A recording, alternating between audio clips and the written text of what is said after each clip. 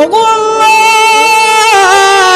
তুমি তো আমাকে দুনিয়াতে পাঠিয়েছো, দুনিয়াতে তোমার কথা মতো চলি নাই। তুমি নামাজ পড়তে বলেছো, আমি নামাজ পড়ি নাই। তুমি রোজা রাখতে বলেছো, ওগো আল্লাহ আমি রোজা রাখি নাই। তুমি হজ করতে বলেছো, আমি হজ করি নাই। সারা জীবন আমি নাফরমানি করেছি, অন্যায় কাজ করেছি, অপরাধ করেছি, নিজের নফসের প্রতি জুলুম করেছি।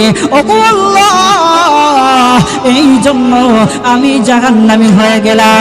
আজকে কিয়ামতের কঠিন ময়দানে তোমার কথা মতো যদি আমি তাড়াতাড়ি জাহান্নামের দিকে না যাই, না জানি কত বড় আযাব আমার উপর পতিত হয়ে যায়। এই ভয়ে গো আল্লাহ তাআলা আমি জাহান্নামের দিকে দৌড় দিয়েছিলাম। আল্লাহ তাআলার দয়ার সাগরে জুস পয়দা হয়ে যাবে, উতলানি উঠে যাবে, ফেনা উঠে যাবে। আল্লাহ তাআলা বলবেন ফেরেশতাদেরকে, ও ফেরেশতারা শোনো, আমার ওই প্রিয় বান্দা সঠিক বলেছে, যা বলেছে সত্য বলেছে। আমি আল্লাহ তাআলার তো দয়া, আমি আল্লাহ তাআলার তো মায়া।